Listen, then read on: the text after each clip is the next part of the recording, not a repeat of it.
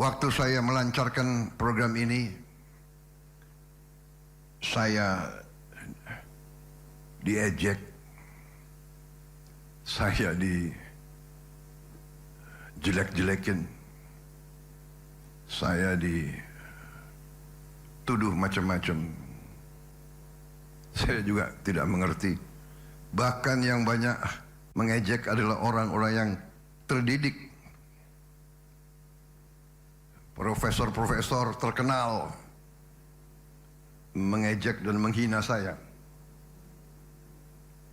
Dan mereka meramalkan proyek ini pasti gagal. Program ini menghamburkan uang.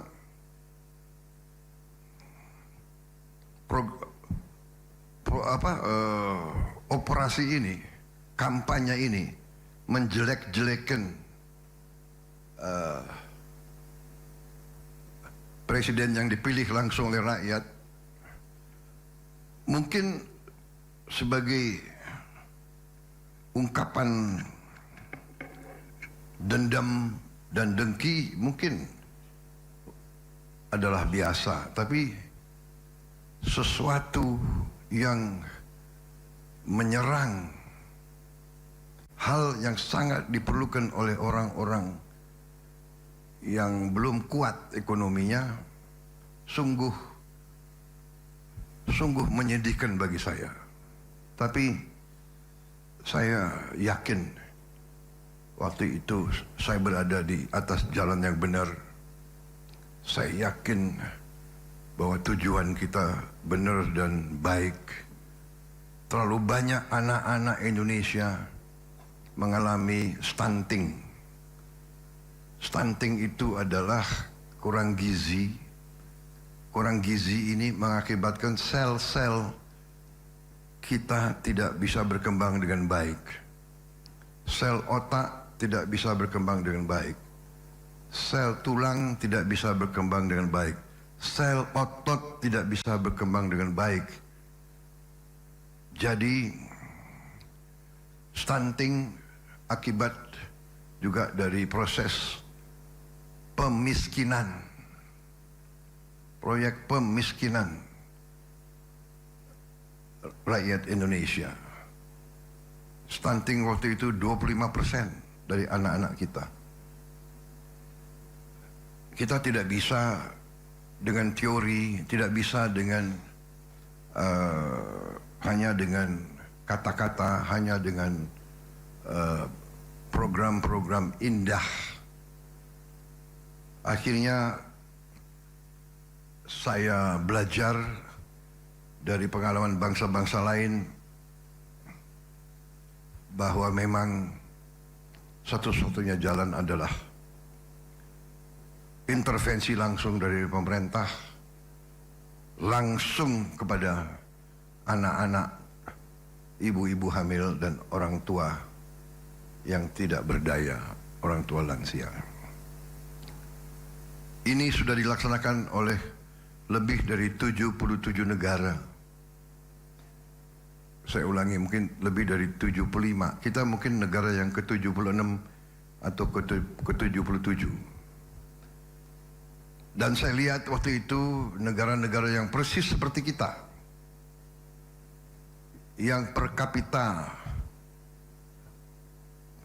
PDB adalah bahkan lebih rendah dari kita, setengah dari Indonesia. India itu adalah setengah produk domestik brutonya, setengah per kapita dari kita. Berani memberi makan gratis untuk 800 juta rakyat mereka. Dan sudah berjalan 10 tahun lebih.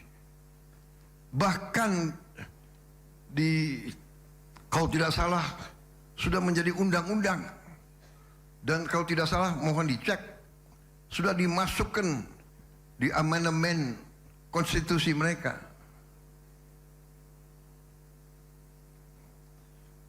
Karena itu kita laksanakan program ini. Ya, kita hadapi kampanye luar biasa, penjelek-jelekan, mengatakan bahwa saya menghambur-hamburkan uang. Padahal saudara-saudara, uang ini adalah hasil penghematan, hasil efisiensi dari anggaran yang saya dan tim saya yakin kalau tidak kita hemat, uang ini akan dimakan oleh korupsi, akan dihabis-habiskan untuk memperkaya oknum-oknum pribadi-pribadi.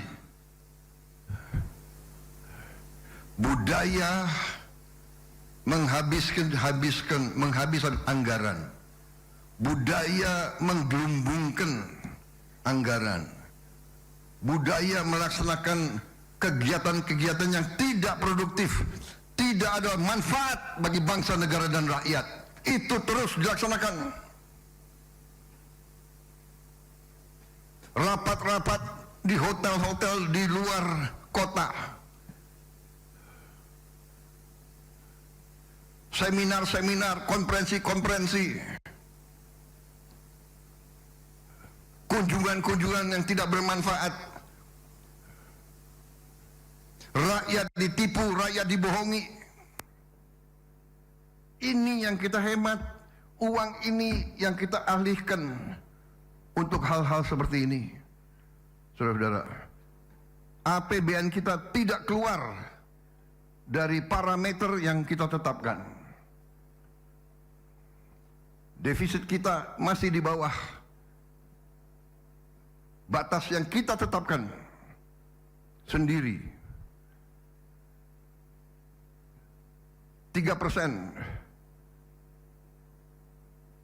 defisit kita, saudara-saudara sekalian.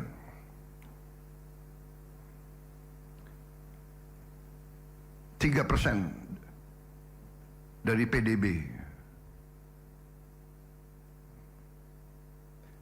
Dan saya bertekad kita akan berusaha sekeras mungkin untuk kita kurangi dari situ. Bahkan cita-cita kita adalah harus kita punya cita-cita, harus kita punya target. Walaupun target itu sulit dikendalikan atau sulit dicapai, kita harus berani. Kita harus menjadi bangsa yang berani, bukan bangsa yang menyerah, bukan bangsa yang kalah sebelum perjuangan.